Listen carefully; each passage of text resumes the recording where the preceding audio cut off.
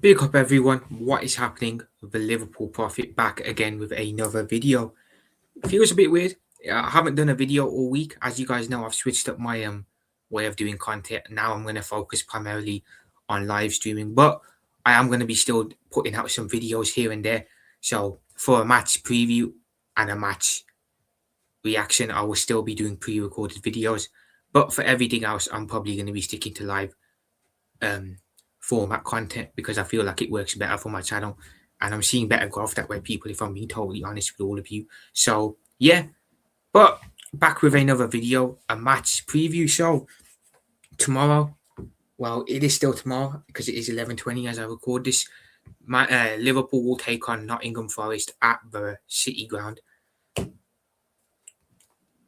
An interesting game at 2 p.m. tomorrow. A must-win game, people, as well. A must-win game. I'm not gonna sugarcoat anything. We have to get the 3 points tomorrow because we need the 3 points desperately as well.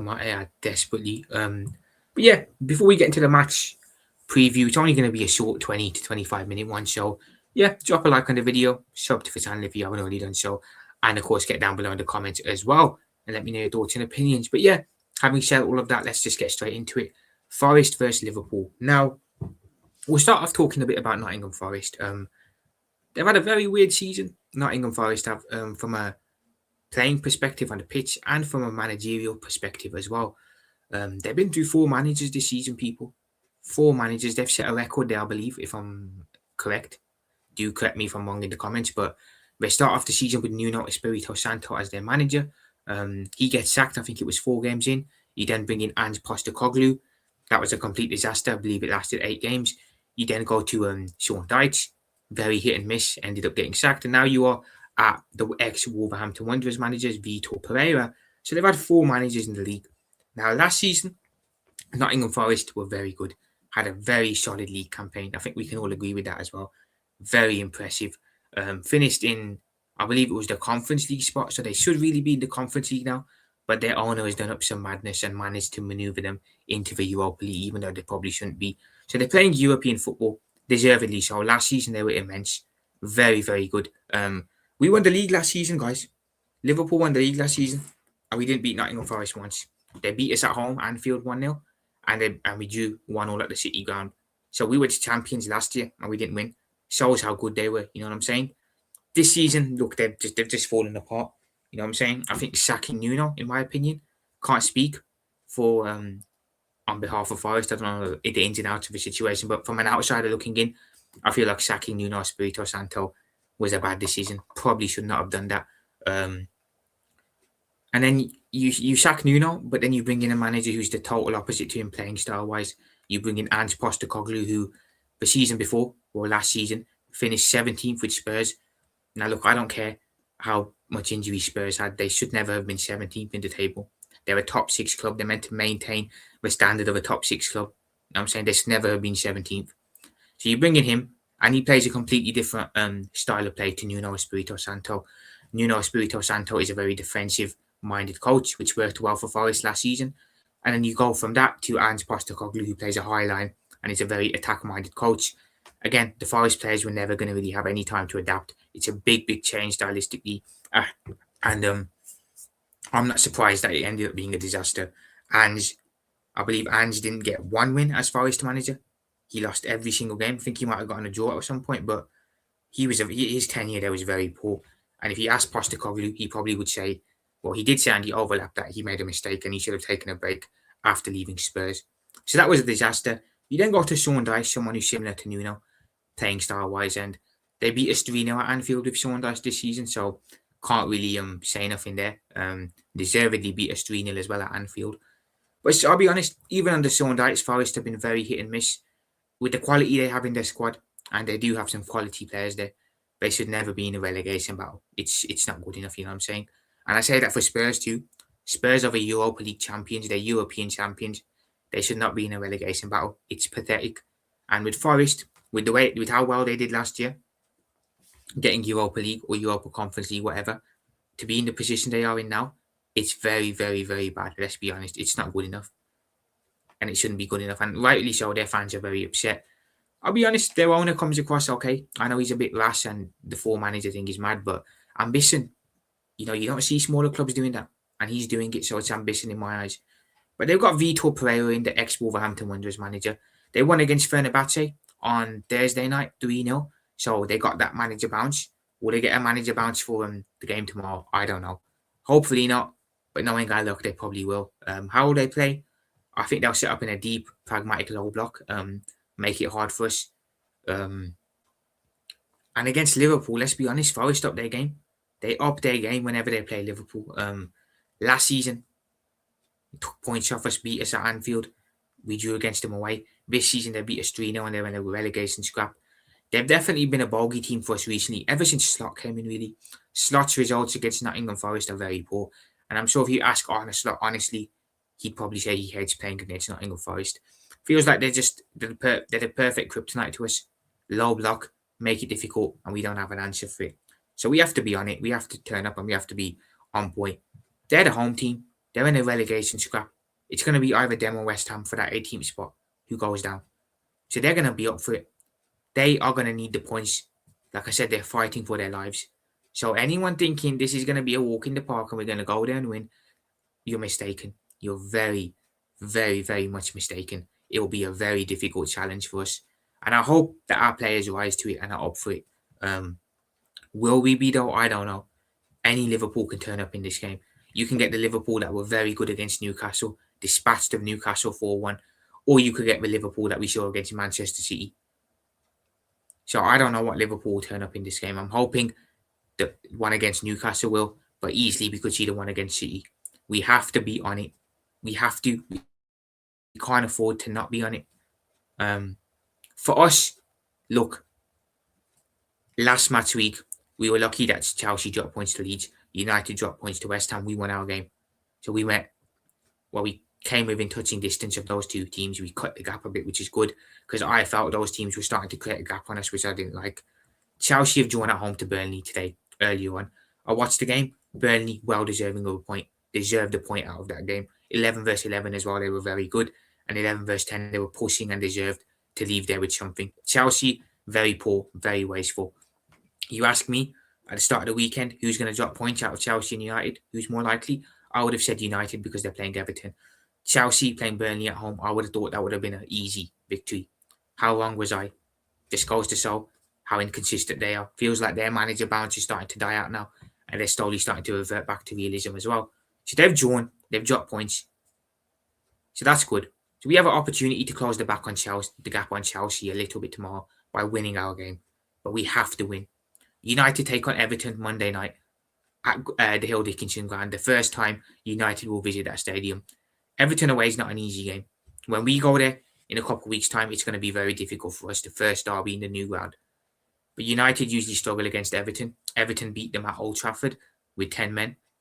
So that's a game I think United potentially, and I think they will drop points in. So we're in a position this weekend where our top four rivals, Chelsea have dropped points. I think United will drop points. We win our game tomorrow. We have an opportunity to close the gap on them and get even closer to them, which is what we need. We need to start putting a run together. Villa as well, by the way. Villa, another team, drew 1-1 against Leeds. They dropped points. We're in a very good position to take advantage. We have to do it. The players need to want this. They need to want this. We've had rest as well. From last weekend to this weekend, we didn't play midweek. So we need this. We need to be up for it. Our next 3 league games are Nottingham Forest away tomorrow. Next weekend, West Ham United at home. Weekend after that, Wolverhampton Wanderers away. I'm sorry, on paper, that should be 9 points. And anything other than 9 points is unacceptable. Forest away tomorrow will be difficult because they're the home team. They're fighting for their lives. They're going to make it hard for us. West Ham next weekend, if it was at the London ground, I would have said it would be difficult. They're fighting for their lives. They're going to make it harder for us. At Anfield, I think it makes it a different game, being us being the home team. I still expect a difficult game against West Ham because they'll still show some fight. But at home, I'd expect us to beat them in that game. So that should be another 6 points there. Well, that should be 3 points easy, should I say. We should get 3 tomorrow, and we should get 3 against West Ham. And then Wolves after that away. Wolves are down and out. They're not fighting for anything. They are getting relegated. They are going to finish 20th in the table. There's no saving them. They're going down this season. they're just playing for pride at this point. So they've got nothing going. Their relegation will probably be confirmed in a couple of weeks' time. They'll probably be the first team in a couple of weeks' time to be relegated early. So they're gone. That should be 3 points easy. I know they beat Arsenal, but they were playing for pride against Arsenal. If they're playing for pride against us, our quality should still be enough to beat them. So Forest, West Ham, Wolves, nothing other than 9 points is acceptable in my opinion. If we don't get 9 points from these 3 games, I'm sorry, but it's unacceptable. We have to get 9 points maximum. Otherwise, again, if we can't beat relegation level scrubs respectfully to these teams, what use are we? You know what I'm saying? We shouldn't even be in a position where we're talking about top four. We should be in a title race conversation right now. But circumstances and our pathetic performances have landed us in this situation. So yeah, we have to win. But I expect a difficult game. Like I said, I feel like they'll have a manager bounce. I feel like they'll make it harder for us. I feel like against Liverpool they usually turn up as well. So I expect a tough afternoon tomorrow at the City Ground for Liverpool. And I don't know what Liverpool will turn up. I'm hoping we put in a decent display and we showed that we won it. But again, I genuinely do not know. I cannot tell you what Liverpool is turning up tomorrow. I wish I could, but I can't. Genuinely can't. As for injury news, well, Slot in his pre-match press conference yesterday confirmed that Jeremy Frimpong is set to be back very soon. Unfortunately for this game, Frimpong is unavailable. So he's unavailable for the Forest game tomorrow. But by the looks of it, from what Slot said, he should be available for West Ham next weekend. So Frimpong is back. Good news, we have a right back available again. So hopefully that means tomorrow is the last time we see Szoboszlai at right back. And next weekend, Frimpong comes back in the team. He also confirmed that Alexander Isak is coming along well and is set to return as well, presumably after the March international break. Good news. Honestly, I thought Isak was going to be out for the rest of the season. I thought Alexander Isak, we wouldn't see him again until next season. But apparently he's recovering well and he should be back after the March international break. Good news. We then have 2 strikers available again. We don't have to run Hugo Ekitike into the ground. And hopefully Isak can come back and actually cook and show us what he's worth for now. Endo, the manager, confirmed, unfortunately, is going to be out for a long period of time. For me, I feel like that's the end of Endo. We probably won't see him again this season. I think he'll be back next year now. I think there's only 8 games left in the season, which is crazy. It just shows how quickly time flies. It shows how quickly time flies. I'll be glad to see the end of the season because it's been a bad one for us. But yeah, time flies, man. 8 games left, so I don't think we'll see Endo feature again this week. But other than that, Bradley's of course out for the remainder of the season. We know that. Probably going to miss a couple of a bit of next season too. So yeah, but we're going to have Isak back soon, and we're going to have Frimpong back next weekend, which is a positive. So injury wise, we're looking good. I think tomorrow will probably be the last game when we see Szoboszlai at right back. And yeah, the manager's going to have to go relatively strong. We don't have a choice here. You know what I'm saying? We can't put all our, in my opinion, I don't think we can put all of our eggs into the Champions League basket, because if we do and we get knocked out and our league form takes a massive dip and we're well out of the top 4 race, we are in trouble because we won't be able to get back into it at that point. But again, we've been given a lifeline here. A lot of our rivals have dropped points this weekend. Well, Villa dropped points. Villa, I feel, are going to start to focus on the Europa League, so they're going to take their eye off the Premier League. Chelsea dropped points against 19th place Burnley. No one would have expected that, but it's happened. And then, of course, United will play on Monday night after us. I think they're going to drop points. I think Everton will get a draw against them. So win tomorrow, guys. Win tomorrow, and we're in a decent position. And then our next 2 games after this as well, West Ham and Wolves, we should get wins there as well. You think we would, but you just never know. But we should on paper. So we have 3 very, very favourable games coming up. So we have to take advantage of this. I don't know who Chelsea's next game is, but I know Chelsea still have to play Manchester United, and they have to play us, and they have to play Manchester City as well. So again, they have some difficult games coming up. United, I believe, still have to play Chelsea. They've got to play us. They've got to play Villa. Chelsea also have to play Villa. Villa have to play, I believe, all 3 of us again as well. So I feel like out of the running, for now, we have the easiest fixtures. I know at the end of the year, we have harder games. I believe we have to play United, Chelsea and Villa all back-to-back in the last 4 games, which is going to be huge if we're all still around each other at that time. But yeah, other than that, for now, we have the easier fixtures. Later on in the season, towards the end, it will change because based on who's playing who. But for now, next 3 games, starting from tomorrow, get me 3 points. Next weekend at Anfield against West Ham, get me 3 points. And the weekend after that, again at the Molineux, get me 3 points. If we can't get 9 points from these 3 games, we don't deserve top 4, honestly. We don't deserve a top 4 finish. I hate saying top 4. I feel dirty saying top 4 because that's not what I want to be saying as a Liverpool fan. I want to be talking about we need to win the next 4 games because we're in a title race and it's must win. Instead, I'm sat here talking about top 4. Don't like it, but it's the right reality of the situation, unfortunately, that I have to accept, even though I really don't want to, and I hate it. But yeah, Forest, anyone to look out for Forest? Yeah, there's a couple of players there. Anderson's one or two others, so they have got players, like I said, that can hurt us. But again, like I said, I don't know what Liverpool will turn up, and I don't know what Forest will turn up. Will they get that manager bounce? If they do, I wouldn't be surprised because they always up their game against us, the bastards. No hate to Forest fans here or their team. But I need Liverpool to show up tomorrow. We need a performance. We need to fix our league form up as well, to be fair, because in Europe, like I said, we've been very good in Europe, in my opinion. European games, Marseille, Karabag, Madrid, Inter Milan, Atletico. We've been good in the UCL. In the league, recently we've been very hit and miss. We've lost to Bournemouth, lost to City, beaten Newcastle, beaten Sunderland. The fact that we're the first team to beat Sunderland away from home at their ground, as bad as we've been this year, feels very, very strange, but it is what it is. League form's too inconsistent for me. If we're going to have a strong end to the season, if we're going to have a strong end to the year and take it into next season, we need to start now and not be so inconsistent and be so yo-yo up and down. 3 points is a must tomorrow. I won't be happy if we don't get 3 points. I won't be happy with a draw, and I certainly won't be happy with a loss. So let's get the 3 points tomorrow. Get the 3 points, put a bit of pressure on United ahead of their game against Everton on Monday. Chelsea have already dropped points. Villa have already dropped points. 2 weeks in a row, we've had a lifeline. Last week out, Chelsea dropped points to Leeds. United dropped points to Everton. I believe Villa drop points. I can't remember off the top of my head. But we had a lifeline last match week, sorry. This match week again, we could have a potential lifeline. 2 have dropped points, Villa and Chelsea. United could as well. Take advantage, Liverpool. Slot, take advantage. Slot won't be here next season, in my opinion. So you may as well, again, screw your stubbornness and just do what's best for the team and what's going to be best for us in the long run. Get us that top 4 finish, get us an FA Cup, maybe or a Champions League, and then off you go in the summer. You know what I'm saying? Same it's like this, but it is what it is. Got shown not to be good enough. Hopefully, Slot will do that, but knowing him, he won't. He'll still be stubborn.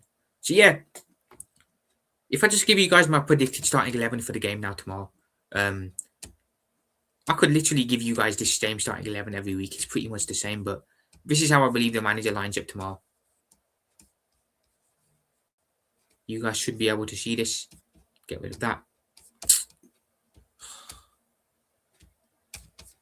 Hopefully you guys can see this. You should. So this is my lineup, as you can see right there on the screen. Let me just get rid of that ad. Get lost. So yeah, a 4-2-3-1, and it's pretty much the same as we usually do it. You know what I'm saying? If you can't see it, let me just zoom in a bit. There we go. So yeah, as you can see, people, line up for tomorrow, in my opinion. So I'll just run you guys through it. In goal, we have Alisson, Becker. Of course, if Alisson's fit, the best goalkeeper in the world is going to play. Had a very poor game against City, but he was good against Brighton in the Cup last weekend out, and he was good against Sunderland last Premier League match week. So hopefully, again, he's getting his mojo back and he becomes the Ali we all know and love. But yeah, Ali in goal. Right back for this game. Like I said, it's too early for Frimpong. He'll be back next weekend against West Ham. I think we should sub a slight right back one last time. I know a lot of people don't like this, but it's the last time. So again, we'll just bear with it for one more game. Centre back pairing will be Virgil and Ibu. Ibu's been very good since he came back from obviously his tragic circumstances, but since he's come back from them, he's been very good. A very good performance at home to Newcastle. A very good performance against Sunderland away.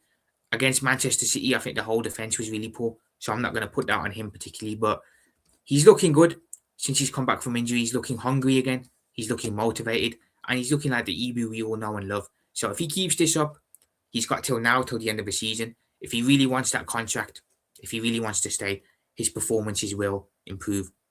They will. They have to if he wants to stay. So it's up to Ibu now. But he's done well the last couple of weeks, so I'll give him credit there. Left back, I'm going to go with Milos Kerkez. I think it will be Milos. Again, going from strength to strength, looking much better week in, week out. Only poor game I feel like he had was Bournemouth. That ad is really doing my head in, man. Can you just stop appearing, please? But yeah, Kerkez, took Kerkez a while to get involved into the team, to really feel his way in the team.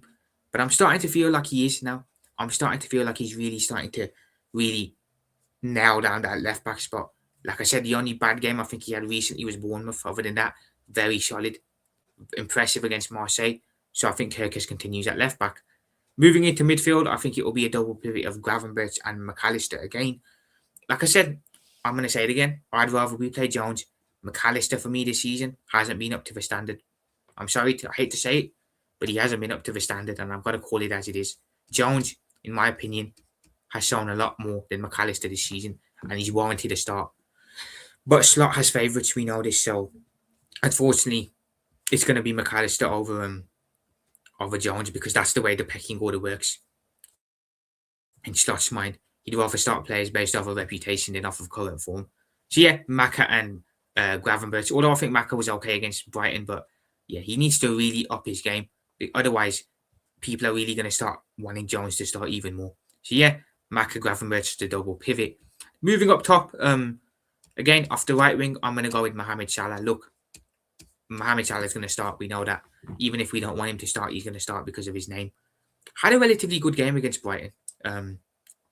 Got a goal, got an assist, was involved in the game as well, which was very, very positive to see. My criticism of Salah recently has been he hasn't been involved in the game, he's ghosted. But against Brighton, he was very, very good all over the pitch. But the problem with Salah is he's had games like this season, but he hasn't been able to build on them, and going into the next game, he's reverted back to being poor and ghosting. So Salah starts this one. Let's see if he can build off of the Brighton game. Let's see if he can build off of that game, and let's see if he can take that momentum into this one. So Salah off the right.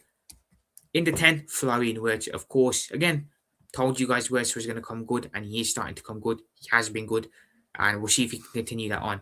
Wirtz in the 10. Off the left, it's going to be Cody Gakpo. Yeah. Feels like Gakpo is the weak link in the team at the moment.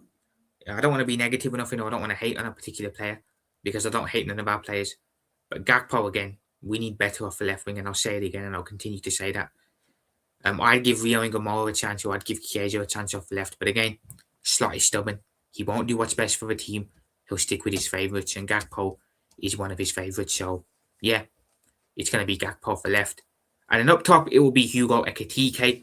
A couple more weeks of Hugo being the main striker. And then when Isak comes back, we should be able to rotate them again a bit more, which will be good. So we don't have to run Hugo into the ground. But yeah, this is my team. Obviously, 4-2-3-1. This is pretty much what we play every week. Obviously, next weekend, Frimpong will be back, so we won't have to play Szoboszlai at right back again, which is positive. Isak's coming back soon, so we'll be able to interchange strikers more. So that's positive. That is positive news, in my opinion. On paper, look, we can't even argue against it. This team should be going away to 17th place Nottingham Forest and winning. But the way we've been this season, you just don't know. You just do not know. You know, I hate to say that. But yeah, that's the team, I feel. We've got to win. We've got to get the 3 points, man. If we don't get 3 points, I don't know what to say. I genuinely do not know what to say. Forest are poor.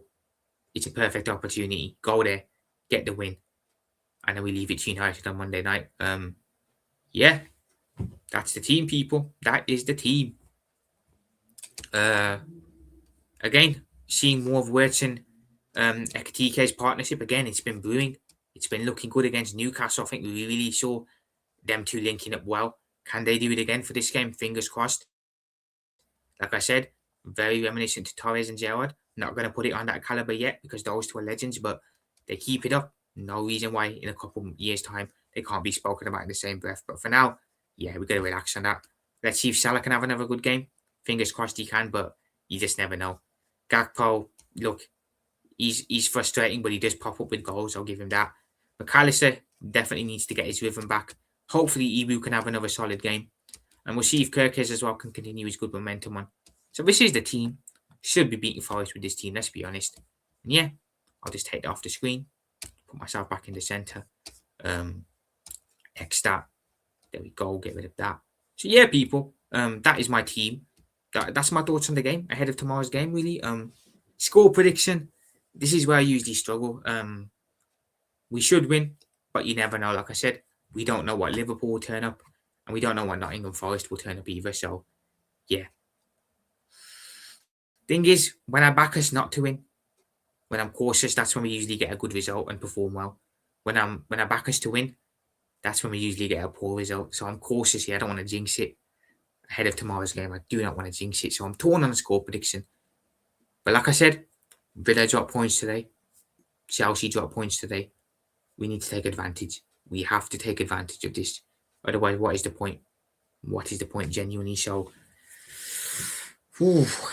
I'm going to back us to get the 3 points. I've got to back us for once. I don't usually do this. I'm usually a bit more cautious and negative, but I feel we have to. I think we have to take advantage, and I hope we will. So I'm going to go with a narrow Liverpool win. I'm going to go with a scoreline of Nottingham Forest 1, Liverpool 2. I think we win 2-1. Won't be easy. It'll be difficult, but I think we'll grind it out. Might not be the best performance, but I think we get the 3 points.